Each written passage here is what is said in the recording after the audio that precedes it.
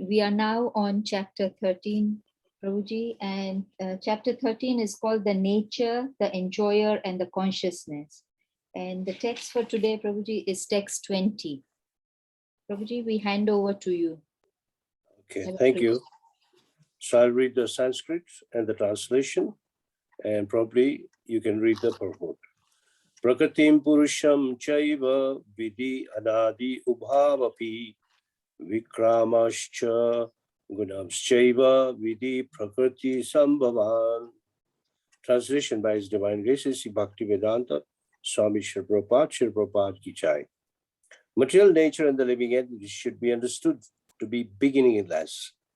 Their transformations and the modes of matter are products of material nature. I request Mataji, please read the purport. Purport by Srila Prabhupada Ki Jai. Jai. By the knowledge given in this chapter, one can understand the body, the field of activities, and the knower of the body, both the individual soul and the supersoul. The body is the field of activity and is composed of material nature. The individual soul that is embodied in enjoying the activities of the body is Purusha, or the living entity. He is one knower and the other is supersoul. Of course, it is to be understood that both supersoul and the individual entity are different manifestations of the Supreme Personality of Godhead. The living entity is in the category of his energy, and the supersoul is in the category of his personal expansion. Both material nature and living entity are eternal. That is to say that they existed before creation. The material manifestation is from the energy of the Supreme Lord, and so also are the living entities, but the living entities are of superior energy. Both the living entities and material nature existed before this cosmos was manifested. Material nature was absorbed in the Supreme Personality of Godhead, Mahavishnu, and when it was required, it was manifested by the agency of Mahatattva. Similarly, the living entities are also in him, and because they are conditioned, they are averse to serving the Supreme Lord. Thus, they are not allowed to enter into the spiritual sky. But with the coming forth of material nature, these living entities are again given a chance to act in material world and prepare themselves to enter into the spiritual world. That is the mystery of this material creation. Actually, the living entity is originally the supreme part and parcel of the Supreme Lord, but due to the rebellious nature, he is conditioned within material nature. It really does not matter how these entities or superior entities of the Supreme Lord have come in contact with the material nature. The Supreme Personality of Godhead knows, however, how and why this actually took place. In the scriptures, the Lord says that those attracted by the material nature are undergoing a hard struggle for existence. But we should know, it will certainly from the description of these few verses, that all transformations and influence of the material nature by the three modes are also productions of material nature. All transformation and variety in respect to living entities are due to the body. As far as the spirit is concerned, living entities are all the same. Hare Krishna. Thank you. Hare Krishna. Thank you, Mother. Okay, so today's verse is material nature and the living entities should be understood to be beginningless. Now, beginningless means anadi. Anadi means even before creation, because creation is taking place again and again.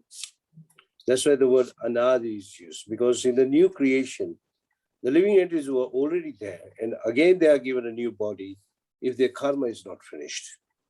That's why it's used beginningless, anadikal. Their transformation in the modes of matter, are products of material nature, prakriti. So 3 words we should remember: prakriti, 2 purushas, who are also known as kshetra, kshetraguna, and the other kshetraguna means the soul and the super soul. And the prakriti is the material nature, and the body is called the kshetra.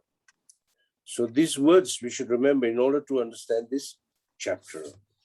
Now here Sri Prabhupada is making some points that knowledge of this chapter is able to explain us what is body, what is soul, and what is super soul. That is the objective of this particular chapter. Because many people do not know that this body has a soul inside, and accompanying the soul is the super soul. This is a very basic knowledge, but we should remember this knowledge so that we do not run into ignorance. Because without this knowledge, there'll be ignorance and illusion, moha. Moha means a lot of illusion. And the body is material. If you see this body, in the 2nd chapter, Krishna says, Antavanta ive deha nitya shokta sharirina. This body is going to perish anyway. Whereas the soul and the super soul, they will remain together, and the journey continues from one body to another. Here the soul is referred to as Purusha. Purusha means enjoyer. Like the soul in my body or the soul in your body is the enjoyer of that particular body. That means he has been given one field of enjoying. He cannot go more than that. So both the soul, which is called Jiva also, and the Prakriti actually are eternal. You should know that Krishna is eternal, soul is eternal, material nature is also eternal, time is eternal, karma is not eternal. Karma can change. If you change your karma and turn your face towards Krishna, then everything changes. It's called Krishna karma then. If you remember in the 11th chapter, the final verse had taught this thing, that mat karmo krit mat parmo. In that verse, nirvare sharva bhuteshu. In that particular verse, it says that when a living entity engages in devotional service, pure devotional service, and he can cross the 3 modes of nature, and at the same time, he should engage in Krishna karma, working for Krishna in various ways, according to his capacity. And then later on, he should be friendly to everyone and stay away from people who are envious of Krishna.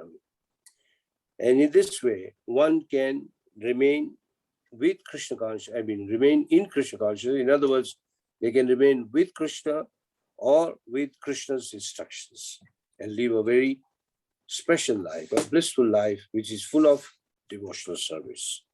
So that is why that was explained in the 11th chapter. Now, we living entities actually belong to the superior energy. Mother, you can go to the 7th chapter, verse number 5, if I'm not wrong. You can read 4 and 5, so we can understand this particular section in a better way. It's 4 and 5, yes. You can skip the Sanskrit, or you can skip, if you like, you can speak the Sanskrit. Verse number 4. Bhumir apo nalo vayu kham mano buddhirevacha ahankara itiyam me bhina prakritir ashtadha. Hare Krishna. Translation. Translation by Srila Prabhupada. Earth, water, fire, air, ether, mind, intelligence, and false ego. All together, these 8 constitute my separate material energies. Yes, now you go to the verse number 5. I'll read the Sanskrit. Okay. Aprayamitastu vanyam prakati vidhi param jiva bhuta mahabhavo yayadam dharyate jagat. You can read the translation. Translation by Srila Prabhupada. Prabhupada ki jai. Besides these, almighty Arjun, armed Arjun, there is another superior energy of mind, which comprises the living entities who are exploiting the resources of this material inferior nature. Yes. Thank you, Madhuri. So we find that living entities actually belong to the superior energy. But because they have attained a material body and they are bound by the three modes of nature, they forget their original constitutional position. So jivas and prakriti have existed even before creation. And jivas are in when there is no creation, when there is annihilation. If you read the 8th chapter, when we come to the 8th chapter, we find creation taking place for a certain period, and after that, there is no creation for a certain period. Same amount of complete darkness. And again, when the creation takes place, the jivas who are stored in the body of Mahavishnu, again they take their bodies because of their karmas, which are not exhausted. When the karmas are not exhausted or cleared up, they cannot return back home, back to Godhead. So for the time being, they'll stay for thousands of years in the body of Mahavishnu. And then Mahavishnu will again create the matter, the spirit, and new bodies for everyone. The bodies are given by Lord Brahma. So jivas in the material world are given a chance to purify and to reform themselves to return back home, back to Godhead. Many people ask this question, especially when they suffer. Why did God create this world? Why did he create and give us so much suffering? Actually, God created this world so that you actually get tired of this world and you go back home, back to Godhead. That is one way to do it. And the easier way to do it is to engage in devotional service. Because when you engage in devotional service, you can even happily go through all your difficulties. And that is the mystery of this material creation. In the 3rd chapter, if you remember, Krishna, in the one purport, Sri Prabhupada says, this material world is a chance given to the conditioned soul so that they can purify themselves and go back home, back to Godhead. And the process of purification is to engage in the system called yajna. Yajna means sacrifice. When a jiva engages in sacrifice, then he purifies himself. And without sacrifice, no one can be happy. In the 3rd chapter, it also said that we attain so many things from different agencies of Krishna. Krishna is a very big government, 330 million demigods, and they are all supplying us so many things. So in return, we can return them by worshipping Lord Vishnu or Krishna. Simply by worshipping Krishna, we will not be obliged to pay all of them. You simply play the center person of the government, who is Krishna. So how do we do it? Is by yajna. So in different ages, there were different yajnas. I think many of you may be knowing this verse. Kritte dhayato Vishnu, in the age of Satya Yuga or Krita Yuga. The method of performing sacrifice is to sit in meditation. The age followed which, after that one, was Treta Yuga. And the performance of yajna was homa. Homa means fire sacrifice. Many of us are very familiar with fire sacrifice. Those who come from Indian communities, they do havan. Havan means yajna. And then this is after mantra, Om Tat Vishnu Paramamba, like that, Swaha. It means to please Krishna. That was the method in Treta Yuga. Even if you read Ramayana, or even if you see the Ramayana serial, you find wherever Lord Ramachandra was going, the sages were performing yajna, because that was the method.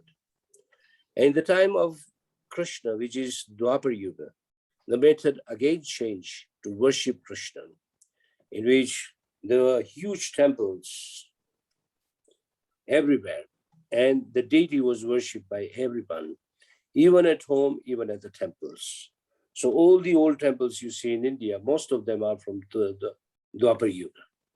And that was the method of worship. Now, that is called Paricharya, means you worship Krishna. And in worship, you generally give something to Krishna. But in Kali Yuga, we are so poor, we can't give anything to Krishna. So the method of worshipping Krishna is Nama Sankirtan. Chaitanya Mahaprabhu says, Nama Vinu Kali Kale Nahi Ara Dharma. Sarva Sara Shastra Nama Ei Shastra Marma. Chaitanya Mahaprabhu says, the marma, the essence of the scriptures is to chant the holy names of Krishna. And that is what Sri Prabhupada or our ISKCON is doing. That we chant Hare Krishna and we teach others to chant Hare Krishna. That becomes our duty.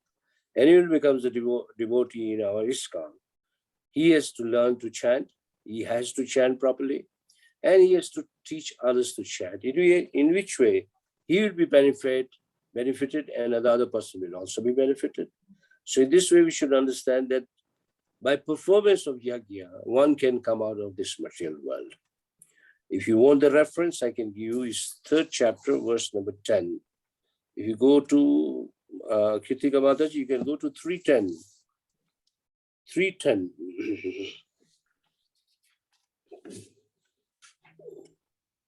Yes, Prabhuji, I'm there. Yeah.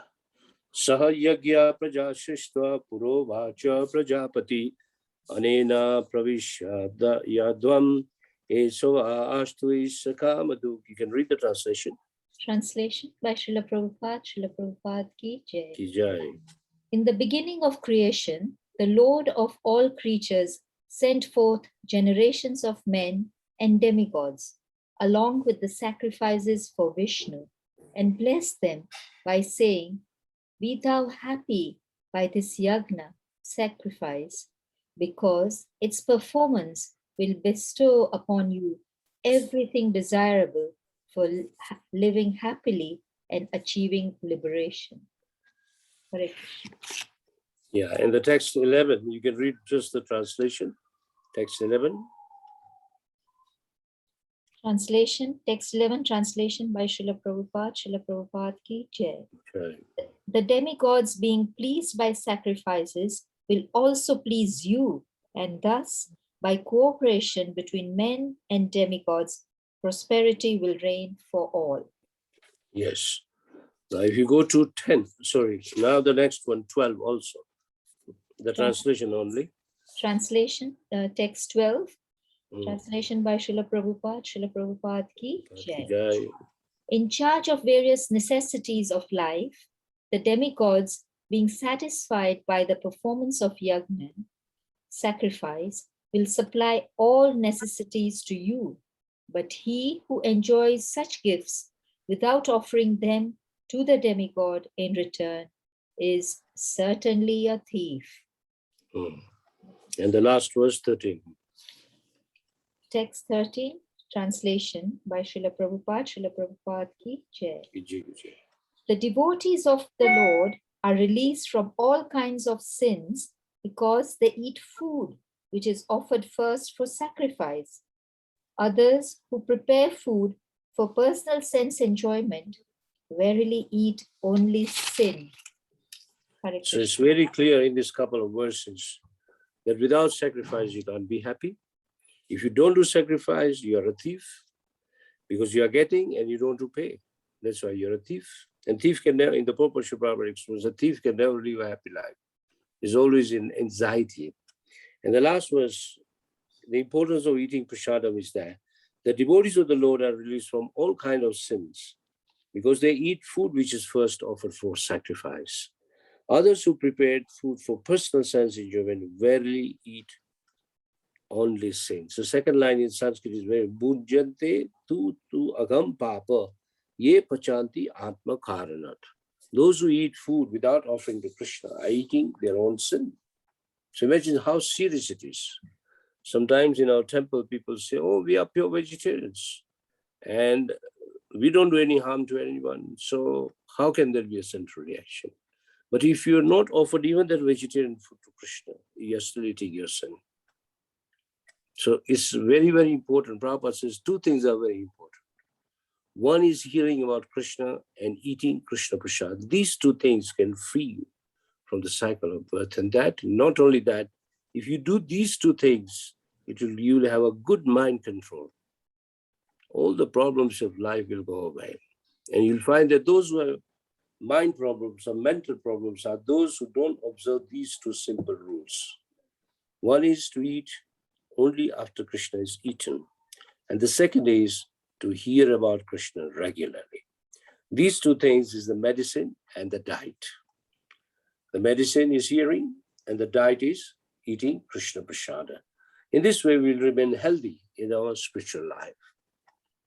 So, Sri Prabhupada says, because we have a rebellious nature towards Krishna, that's why we have taken birth here. And that's why we stay in the cycle of birth, and that we can't come out.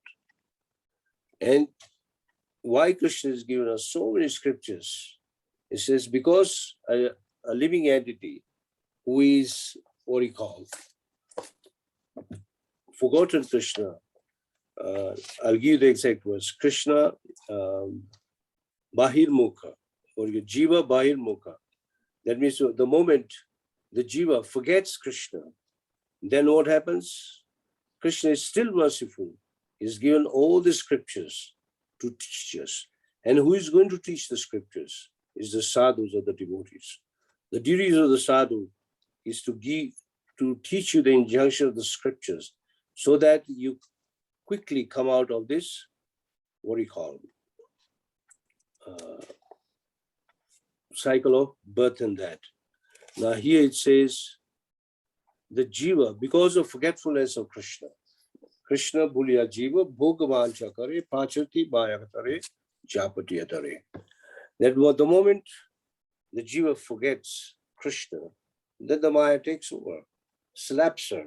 That's why in this purport it says, the influence of Maya is so strong that one has to take body again and again and again. So we, being part and parcel of Krishna, because we had become rebellious, we have been sent here. That is the meaning. And if we are here, we have two ways to go.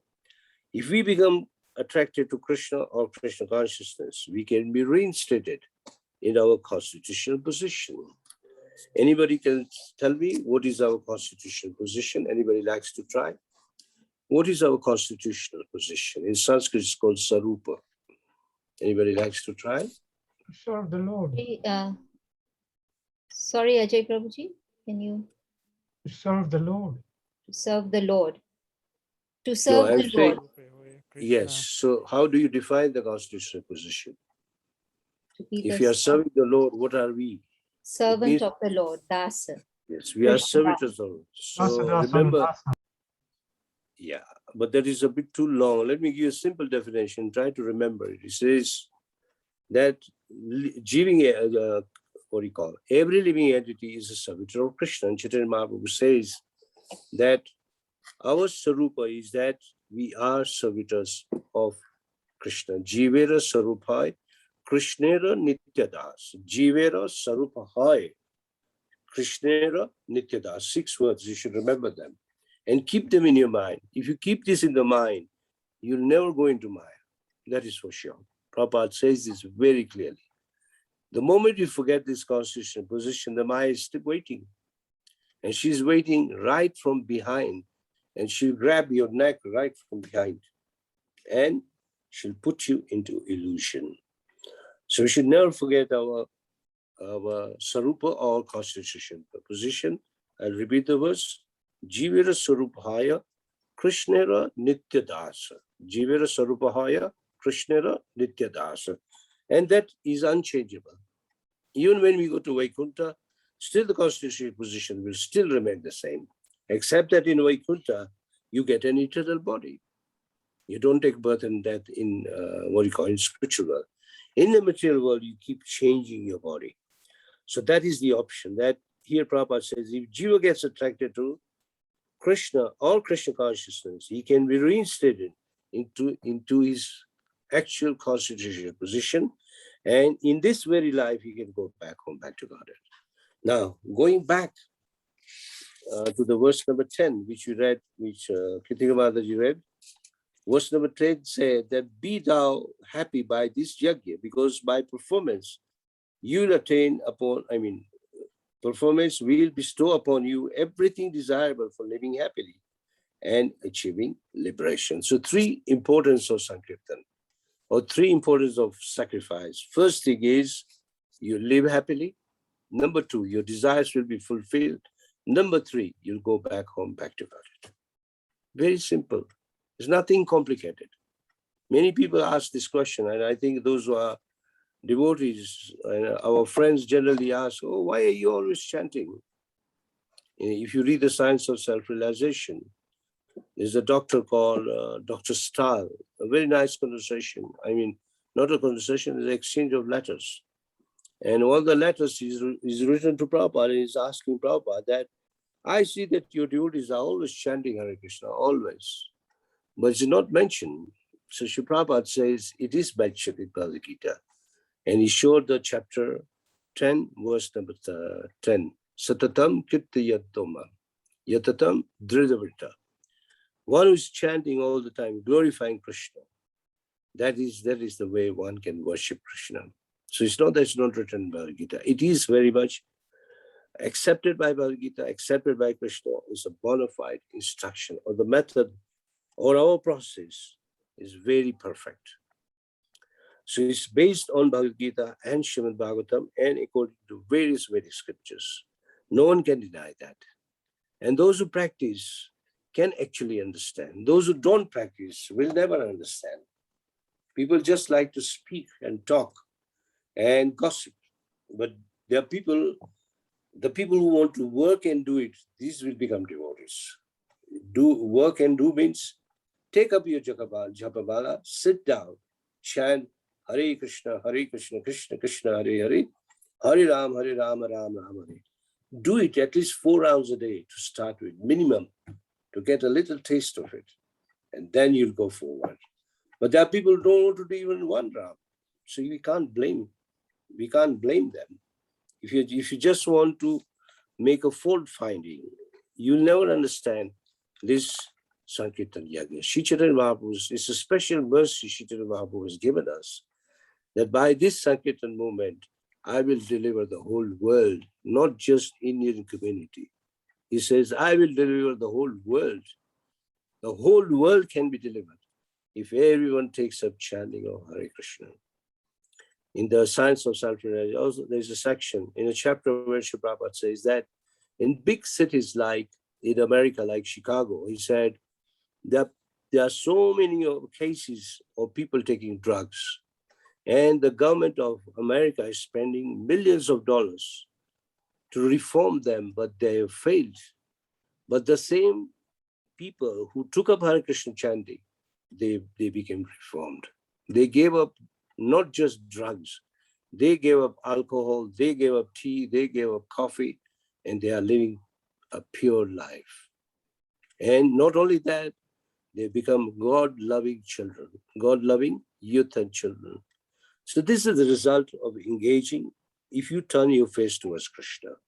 Now what happens, Sri Prabhupada explains next, if you don't turn your face towards Krishna, you'll be attracted by the glitter of the material nature, and you become trapped into the vicious cycle of birth and death, and the hard struggle of existence begins. Sangarsha means very hard struggle. If a man has broken legs and he's told to walk, you think it is easy? Very difficult, because you may have to use crutches, and you walk, you can't run actually, you have to walk very slowly. And that will be our position if we become attracted to material nature. So we have 2 options. Either turn our face towards Krishna or turn our face towards Maya or the material nature. Material nature is also called Maya. So by our constitutional position, we remain the same. Jiva, the constitutional position doesn't change. The body keeps changing, and it undergoes different transformations influenced by the modes of material nature and karma. So the conclusion of this purport is Krishna consciousness, the only hope to free one from this deceitful material nature. She's cheating you all the time. So if you don't want to cheat, then you have to hear the words of Sri Chaitanya Mahaprabhu. Sri Chaitanya Mahaprabhu says, Jiva Jago, Gora Chandra Bole, Kota Nidra Thav Maya, Pisa Chira Chora. He says, wake up, you sleeping souls. Don't sleep in the lap of the witch called Maya. Don't stay. Every child is very comfortable in the lap of his mother. But we are also children of this lady known as Maya. We don't sleep. We should not sleep in Maya. We should come out. So what should we do? We should chant Hare Krishna. So that is the conclusion of this particular purport. Shri Prabhupada explained very nicely, at least certain things like what is Kshetra. Kshetra means the body.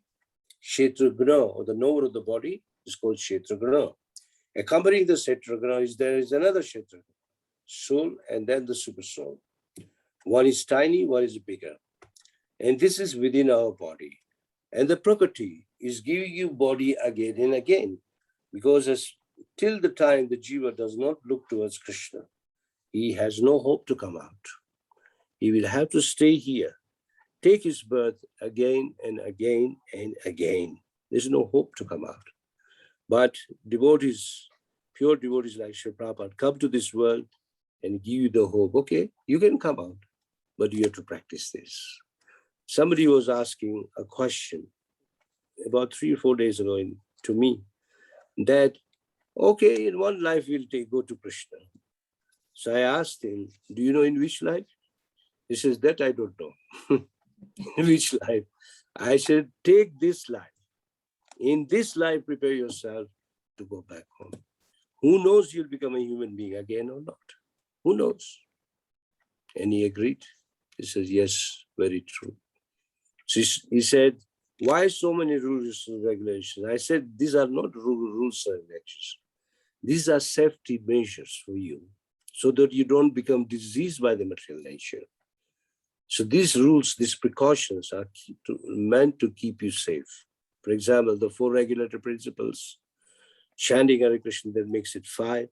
These 5 are very strong to keep you always in spiritual, give you spiritual strength. And of course, that does not mean you remain a fanatic. Try to understand what is behind it. There are people who want to remain like Niyama Agraha. Niyama Agraha means they'll follow all the regulations, but they don't want to make any progress. Even for 30 years, they remain the same.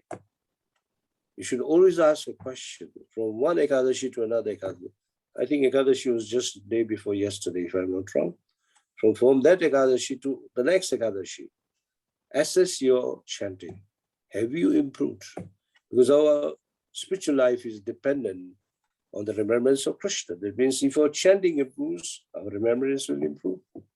So we have to be very, very careful that our life, this life, be the last life. We don't take birth again, for which we may have to become a bit strict, serious. That is the meaning. Sincerity, strictness helps us. Otherwise, one cannot be called a disciple. Prabhupada says, no discipline means no disciple. There has to be discipline. And the discipline is for the regulator principles. Chant Hare Krishna, associate with the devotees, hear Bhagavad Gita, Bhagavatam regularly, take the worship of the deity, visit the temple regularly, or if you have a temple at your house, worship the deity daily, and eat only what has been offered to Krishna. This will keep you so much safe and healthy in your spiritual life, so that you can prepare in this very life to go back home to God. Hare Krishna. We still have 5 more minutes, 5-10 minutes. If you have any questions, you can ask. Hare Krishna. Are there any questions or comments? Kindly unmute and ask. Prabhuji, while everybody's thinking of, yes, Ajay Prabhuji. Hare Krishna Prabhu, thank you for a nice class. My Guru Maharaj always says that you've been through many lives, lifetimes. Why not give just one life, this life, to Krishna? But as you pointed out in this lecture, in this report, Maya is too strong. Yes. it takes us away very easily. Yes. I had a question. Which verse was that about chanting in Bhagavad Gita? You mentioned a verse. Which 10:10. 10:10. Okay, thank you. Thank you. 10:10 and 9:14. Both are the verses for chanting. Okay, thank you. Yeah. Hare Krishna. Yeah. 9:14 is Satatam Kirtayantoma. Yatatan Dridavita. Satatam means constant. And even in the verse number 10, the Satatam word again comes in. There is some Satata Yuktata. So both the words, I mean, you can remember this words by the word Satatam. The word Satatam means constant. Constant chanting. So one should not waste his life, waste his time. If you're not doing anything, keep chanting. And even if you're doing anything, behind your mind, keep chanting. That will keep you safe. Thank you. Nice question. And I can give you a verse which is relevant to your question. He says, this Prabhupada's lectures, this verse is, I'm quoting, Janme Janme Sabe Pita Mata Paya. Krishna Guru Nahi Mile Bhaja Hariyai. The translation is, birth after birth one receives a mother and father. But if one gets the benediction of Guru and Krishna, he conquers the material energy, which means Maya, and returns back to Godhead by worship of the Lord. Is it okay, Yes. Prabhu? Thank Beautiful you. verse. I mean, if you are accustomed to hear Prabhupada, you will come across this verse many times. Which one is that? It's not quoted from any scriptures. It's Prabhupada himself speaking. Oh, I see. Okay. Yeah, but it must be in all the scriptures. Prabhupada doesn't speak without any scripture because it's written unknown source. Okay. If you have Prabhupada shlokas, you can get this book if you have. Okay. And the new cover is called Vedic scriptures, Vedic shlokas. Oh, I've got that one. Maybe the greenish one. Yeah, that's the one. I've got that. Okay. So now if you go to that, you see this verse, Janme Janme. Remember the word Janme Janme. Janme Janme Sabe Pita Mata Paya. Krishna Guru Nahi Mile Bhaja Hariyai. Everybody gets father and mother. Only a fortunate person gets the benediction of Guru and Krishna. And the Guru and Krishna is the famous verse that which Chaitanya Mahaprabhu speaks in the Chaitanya Charitamrita, that who is that Bhagyavan Jeev who gets the mercy of Guru and Krishna? He gets the bija of what you call devotional service. So who is that fortunate soul? So if we are fortunate soul, then we should seek for the spiritual master and Krishna's mercy. So all the time, our we are very much dependent on spiritual master. Spiritual master is the most important person in our life. Okay, Prabhu. Thank you very much, Prabhuji. I just want to add what Prabhu has just said, that, with the mercy of the Lord, you get the Guru. And with the mercy of the Guru, you get to understand Krishna. Yes. Yasya prasada bhagavad prasada. Yasya prasada na gati katopi. That's the last prayer of the Mangalarti. Yes, you're right, Prabhu. Thank you, Prabhuji. Talking about the grips of Maya, Prabhuji, even by seeing somebody enjoying something, you will probably even be gripped by Maya. So I understand, and I now understand how the emphasis is put, that Maya is just waiting. Even if you see somebody... You're gripping you from behind. Yes. So it can hold you anytime. Yeah. In fact, we were reading Bhagavatam today morning, and the Bhagavatam says, the Bhagavatam says that if you see Krishna everywhere, if you have that vision of seeing Krishna everywhere, whether it is matter, living or dead or moving or non-moving, if you have that vision, which comes when you become a pure devotee, then there's no question of Maya. Then there's no Maya. It is always Krishna. For example, in our younger age, for example, when we were like, youth, the boys get attracted to beautiful girls, and the beautiful girls, they're attracted to maybe handsome man. At that time, you don't have knowledge. But if you have knowledge, the beauty in the girl or the handsomeness in the man, who is giving them is Krishna. So if we had that knowledge, rather seeing the beauty of the woman, we'll see the soul of that woman. The beauty is coming from Krishna. The soul is given by Krishna. So you'll never be attracted by Maya. So even if, and Krishna says this towards the end of the 10th chapter, Vibhuti Yoga, opulence of Krishna, that anything you see beautiful, so what do you call, special, amazing, it is a spark of my splendor. See, this way you see Krishna everywhere. For example, you see a very beautiful motor car. We all boys get attracted to motor cars, sports car. We should know that whoever is created, the intelligence comes from Krishna. If you see something beautiful, it's coming from Krishna. If you see something amazing, it's coming from Krishna. And there are so many beautiful things we see, like the sunrise, the sunset, the moon on the day of Purnima, full moon, so beautiful. Then we see beautiful deers, beautiful cows. Then gray sky is the color of Krishna. So it depends how much Krishna conscious we are. So that's why our society is called International Society for Krishna Consciousness, to make us Krishna conscious. Okay? Anybody else has any other question? Thank you, Prabhuji. Any other question? Kindly unmute and ask your question.